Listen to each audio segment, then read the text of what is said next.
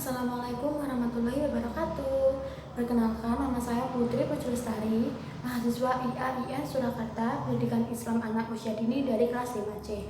Nah, di sini saya akan memberikan materi mengenai prinsip parenting dalam membentuk karakteristik pada anak.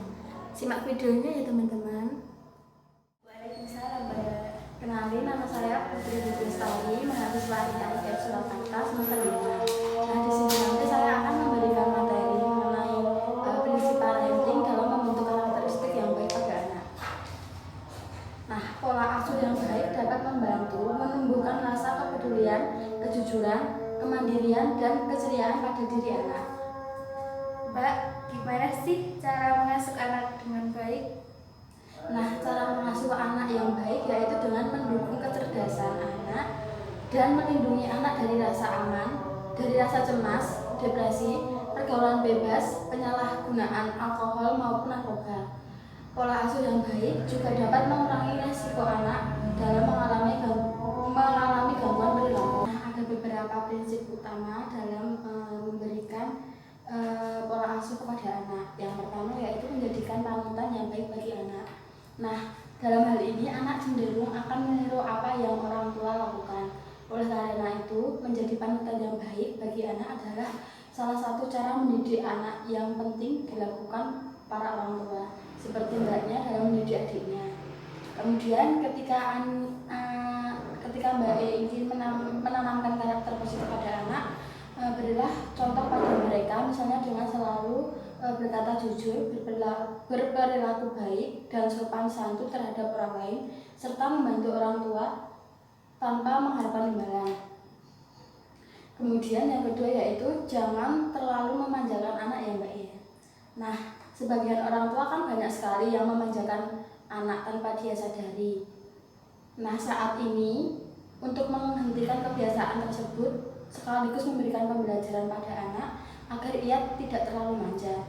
Sebagai contoh, jangan turuti anak ketika dia menangis atau tantrum karena ingin menonton televisi. Kemudian mendisiplinkan anak merupakan salah satu bentuk kasih sayang anak yang penting dilakukan oleh orang tua. Meski demikian, jangan pula memarahinya atau bahkan memukulnya ketika ia membuat salah. Cobalah Mbak ya atau orang tuanya itu memberikan pengertian yang benar pada anaknya. Terus jangan lupa juga berikan pujian ketika ia melakukan hal-hal yang baik. Kemudian yang ketiga yaitu luangkan waktu untuk anak setiap hari. Anak-anak tidak mungkin mendapatkan perhatian dari orang tuanya, bisa melakukan tindakan tidak baik atau berkelakuan buruk. Biasanya mereka melakukan tindakan tersebut untuk mendapatkan perhatian dari Mbak E atau orang tuanya. Jadi sesibuk apapun mbaknya atau orang tuanya, selalu luangkan waktu dalam kehidupan anak, meskipun hanya 5 menit atau 10 menit saja. Terutama bagi ayah, ini sangat penting untuk menjalin hubungan ayah dan anak yang baik. Kemudian luangkan waktu untuk menjalin hubungan dan kegiatan berkualitas, seperti sarapan bersamanya, mengantar anak pergi ke sekolah, dan lain-lain. Kemudian yang keempat yaitu tumbuhkan sifat kemandirian pada anak.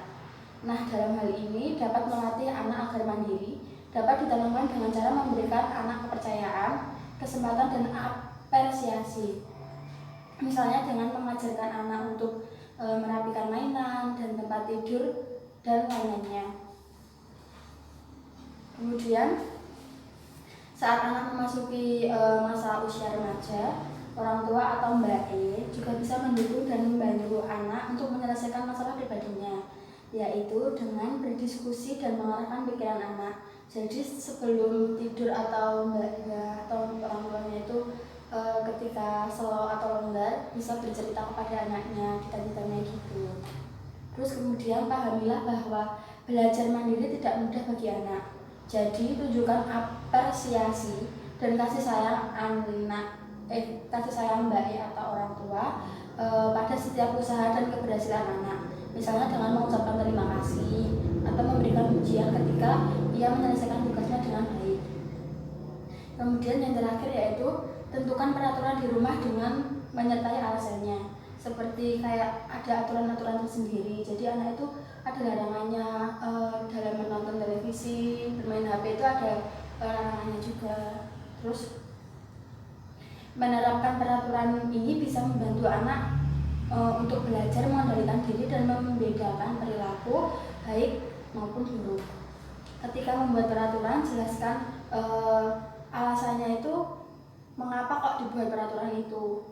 Terus misalnya dengan menggunakan listrik sepenuhnya untuk menghemat biaya, tidak berlebihan dalam menggunakan gadget atau HP, dan tidak terlalu sering menonton televisi. Terus kemudian mendisiplinkan anak memang penting, tapi tidak cara yang terlalu keras seperti melontarkan kata-kata kasar atau bahkan memukulnya. Jadi orang tua atau mbaknya itu tidak boleh memarahi anak atau mengucapkan kata-kata kasar kepada anak.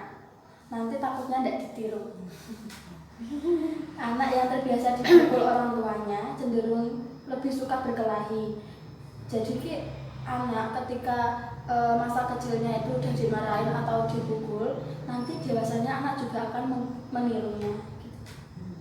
Terus yang tidak kalah penting yaitu orang tua atau pengasuh harus paham bahwa lingkungan dan usia bisa mempengaruhi perilaku anak. Jadi terapkan pola asuh sesuai usia dan perkembangan anak. Udah, gimana?